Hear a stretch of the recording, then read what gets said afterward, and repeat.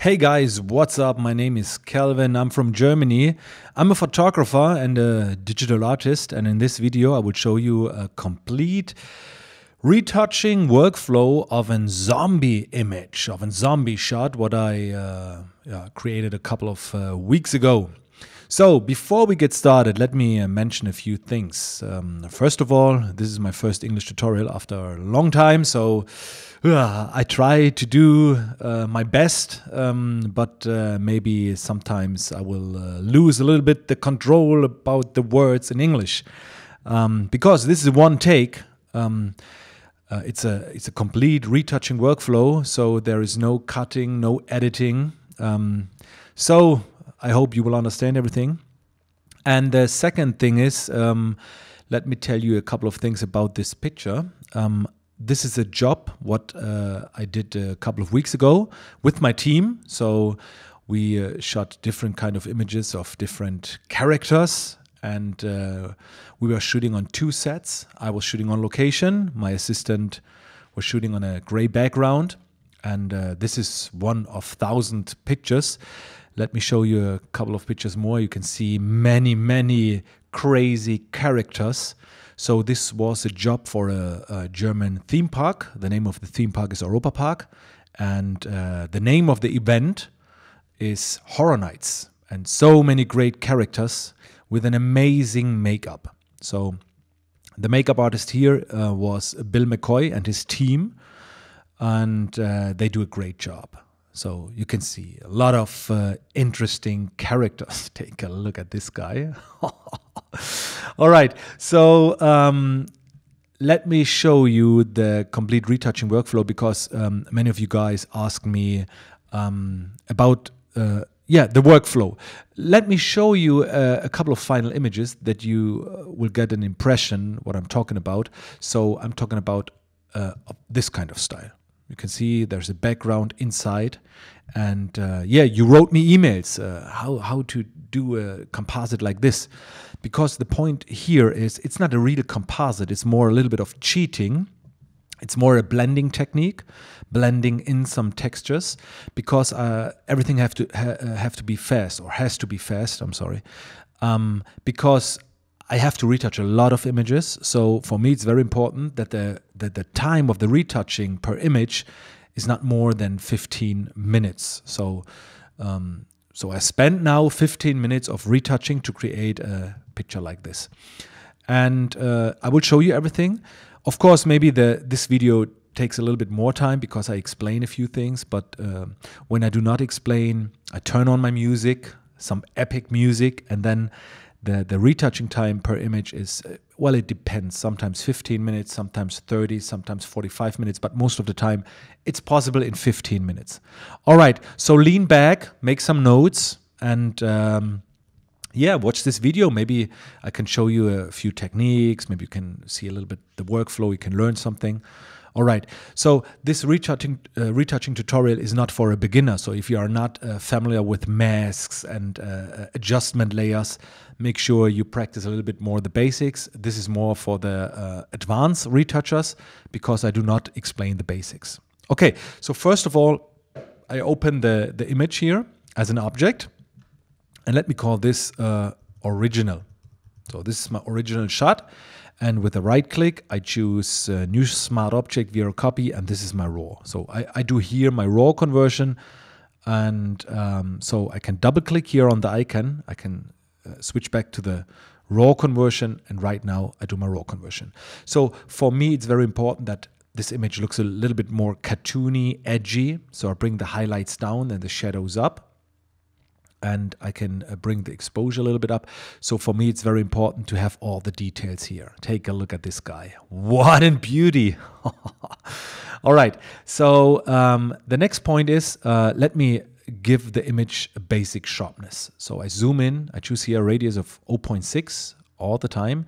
And right here, well, I increase it a little bit more than necessary, because the skin don't have to be beautiful.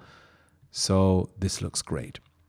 All right, so we have everywhere details now. If this is not enough for you, what you can do when you have the latest Photoshop version, take a look what you can do. You can apply here on filter, the camera raw filter, and then you can do the same moves again. So you can bring the highlights down and the shadows up, and then everything gets more of this illustrated, edgy look. Everything looks a little bit more HDR, and I love this. So this is a very cool trick. It's kind of a double raw conversion, but a little bit in a different way. All right. So the next point is the lighting. So let me adjust the lighting here a little bit. I choose the radial filter, and I will darken everything what is outside here to make it a little bit more mystical. Oh my God, my English sucks. A little bit more dramatic, dramatic lighting. I think this is great, but not so much, just a little bit. We can do that later with dodging and burning or in Photoshop as well. This looks great. So, and now the color. Well, when I look at this guy, I don't feel, I don't have warm feelings. I'm more that guy. I'm afraid. I'm thinking about night, dark, danger. So let me make everything a little bit more blue, maybe a little bit more magenta. And with the split toning, you can bring a little bit more color here in the shadows. Yeah, maybe this dark, but I love it a little bit more red because this guy is a little bit more bloody. So it's a mix of blue and a little bit more red. Yeah, we can change that later again. So let me just play around a little bit. The clarity slider is a good slider when you like to make something dirty, rough, and edgy. In this case, I think it will work. So let me bring the clarity, not so much. This is too much, just a little bit. The clarity slide a little bit to the right side, okay? All right, well, I'm not happy with the color. Let me play around here a little bit.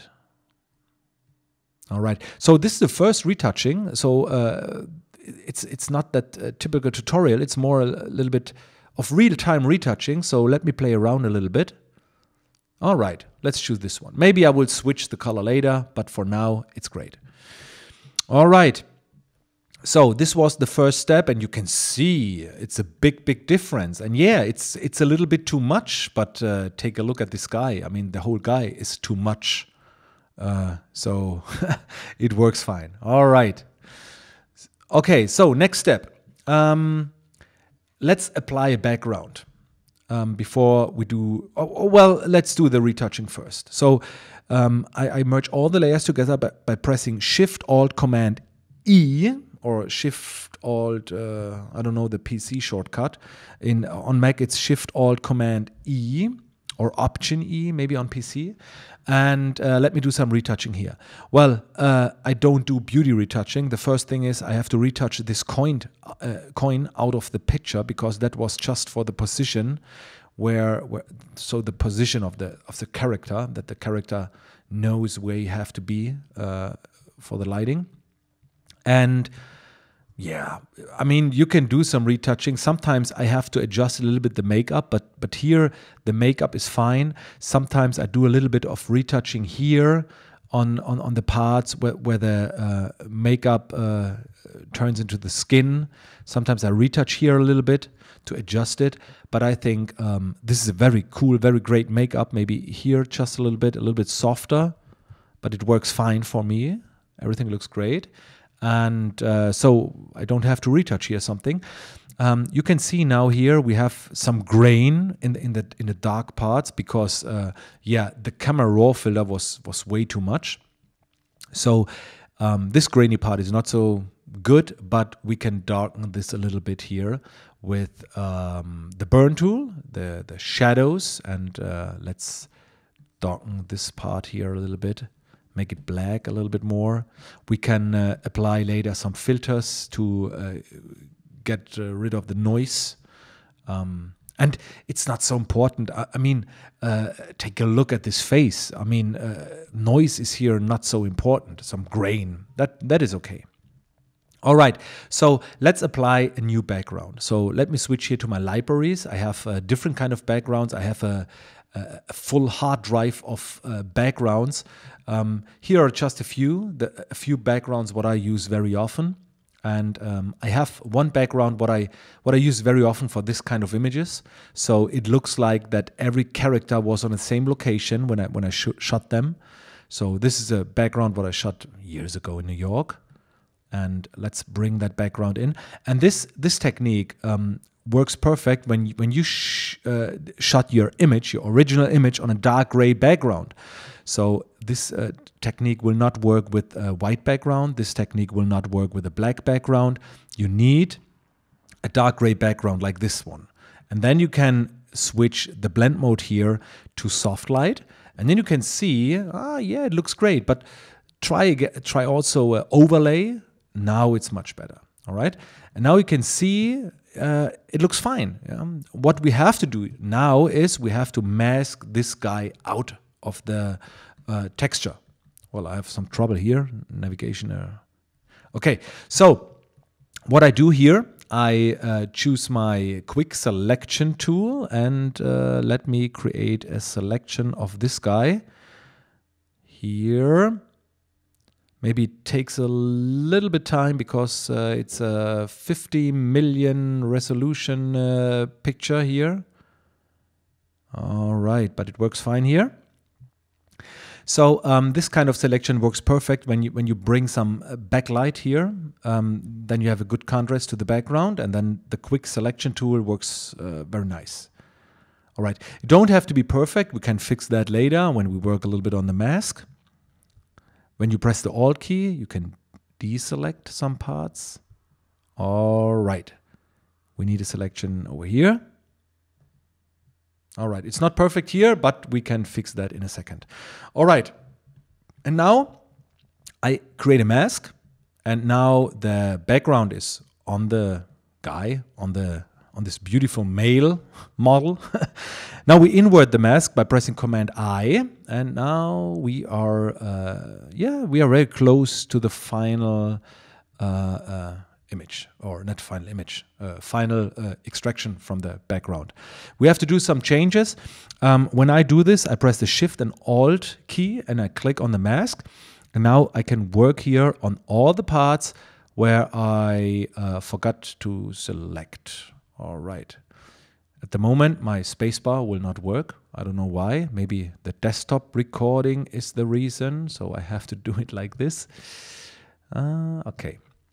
So you can see it takes not so much time to create a composite like this because we are working with blend modes. And yeah, this is not a brand new technique. It's a very well-known technique. If you don't, or if you didn't know this technique, try to use it because it's very, very cool to create fast composites. And for some jobs, it's very important for me because I do not have, let me see here. I guess I have to work here. Because I don't have so much time for the retouching when I have to retouch a lot of images. Okay. We need a little bit more here. All right. Maybe a little bit more hard edge here. I think this is great. All right, so we have some parts over here. So make sure you have everything. And another great thing is here that the original lighting of the image stays in the picture. Let me show you what I mean. When I zoom out a little bit, you can see these shadows. And the shadows are from the original picture, see? And this makes this composite very cool, realistic. Is this the right word, realistic? I don't know. But I'm sure you know what I mean. So the background is in the picture. Let me save this here just in case. I mean, I have a Mac, but no, I'm just kidding. Just in case something happened here. All right. Let me zoom in a little bit. We missed here a small space, but let me go anyway a little bit closer, a little bit more up. I think this is good. All right. When you have some parts out outside of the frame. Here is a short trick what you can do, because the file size here at the moment is maybe a little bit bigger, 625 megabyte. So when you make a selection here and when you go to edit, where's crop? Oh, I have to search for the English names. Oh, no, image. Yeah, image crop right here. And you can see 625. And now Photoshop deletes every pixel outside of this selection. And is there a big difference? No.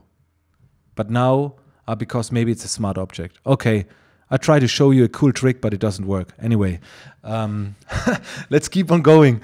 Okay, so let's add some cool lighting effects, all right? The first thing what I do is I create a blank layer. I choose soft light, and now I can paint a little bit with black to darken the edges a little bit. So I paint here to dark a little bit the edges. We do not need so much light behind him here on the corners. Let's darken here a little bit. Yeah, this looks great. And another great lighting effect is a gradient. So take a look. I go to Layer, New Fill Layer, Gradient, and right here, let's choose the Blend Mode Overlay.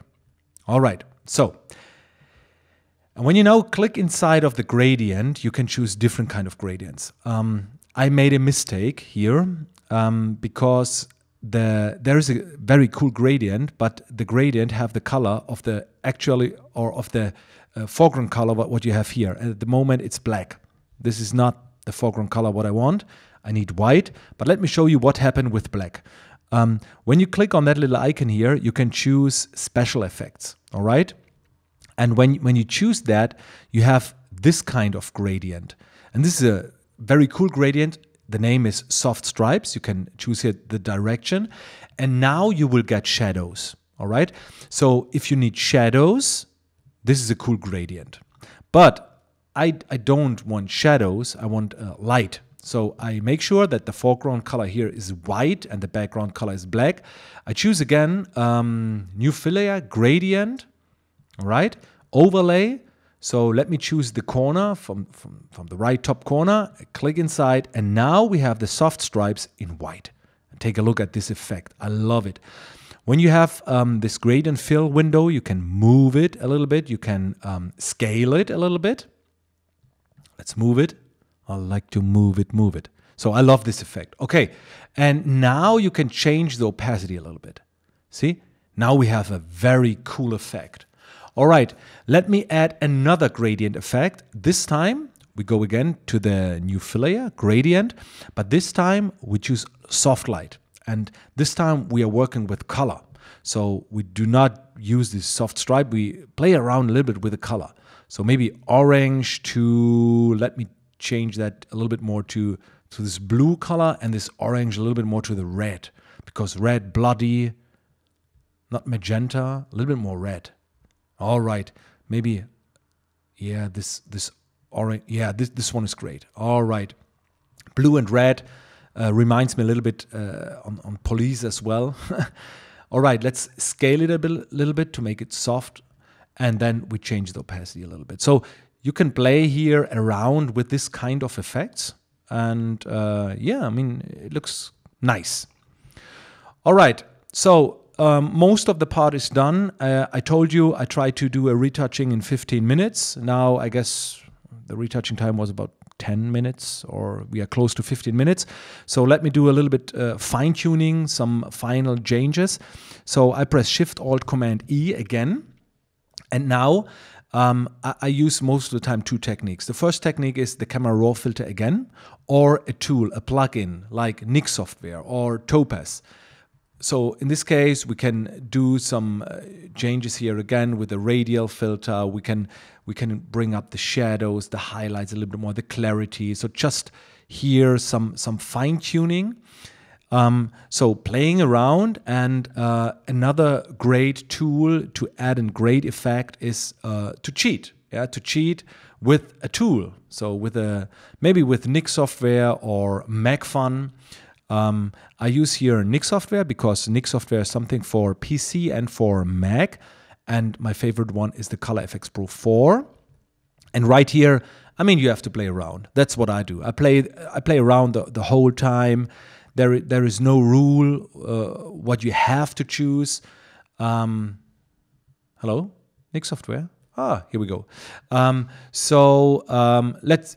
I mean, I have some favorite filters here, like the detail extractor. The detail extractor is great for getting more details. The photo stylizer is great for add some very strong color, like this one. Let's change the opacity a little bit. So you have to play around a little bit. In this case, I have also here, but that's its own plugin, the beauty retouching panel. It's more for beauty retouch. This is not a beauty, so forget it. But here's another one, Mac software, Fun software. It's just a tool for Mac users.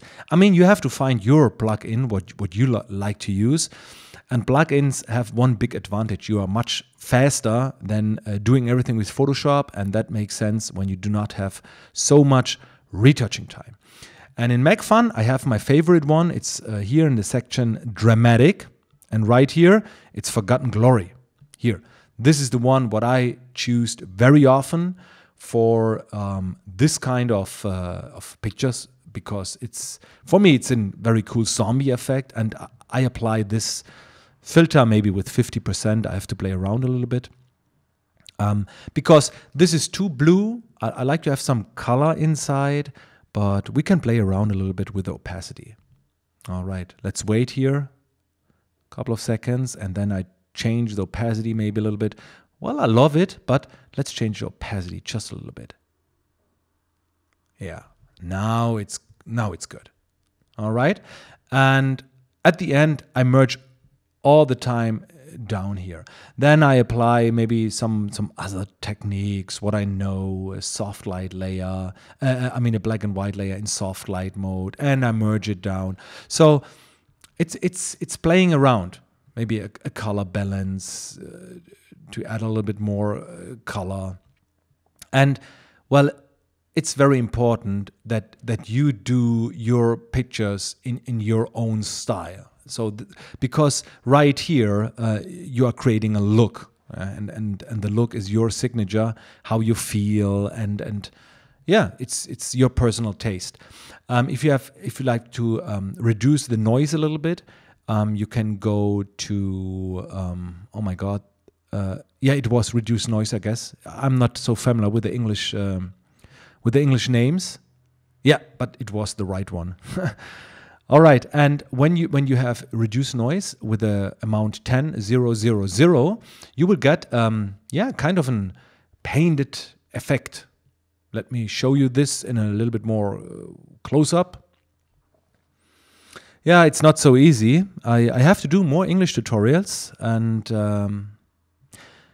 I mean, you will understand everything, but I don't feel comfortable. And so I have to practice a little bit more. I have to do more English tutorials for you guys. Blah, blah, blah. I'm very bad in telling jokes. So, okay. See, it's a little bit more cartoony, so we can change the opacity a little bit. And now it looks a little bit more illustrated. And you can see it was a little bit too much here on the dark parts of the pictures. When I did at the beginning the double raw conversion, it was a little bit too much here. Well, what can I do? I can choose the smudge tool, and maybe I can paint here a little bit. Let me paint here a little bit. Right here I can paint the grain a little bit away. Well, it's not the perfect solution, but I think it will work. I change the opacity in a second, just a little bit here. The smudge tool is perfect for something like this, when you have on a part too much grain. See? And now I change the opacity a little bit. I think this is okay. So I merge it down, and now take a look at the before after. All right, this is the final image. I don't know the length of this video tutorial, but Let me show you the before after. Where is the name duplicate? No, not image duplicate. I guess it was 10 to 15 minutes. So without explaining, of course. Let me show you the before after. All right. And here is the picture. Da-da-da-da. I think it's a big difference. And of course, you can make everything a little bit more different. You don't have to do it in this way. For me, it was very important to help you guys or to give you an overview about my retouching workflow. While it's not perfect, I think this image could be a little bit darker. There are a few small steps, maybe what I can do better. There was no dodging and burning inside. So, I mean, it's a 10 to 15 minutes retouching. When you spend a little bit more time, of course, you can do more. Yeah, this is the workflow. I hope you liked it. And when you like this retouching workflow, feel free to share this video. Feel free to give me a thumbs up. Feel free to write me a comment. I appreciate your support. Please let me know when you like to see more videos in English. Thank you, guys. And yeah, we see us in the future. Bye.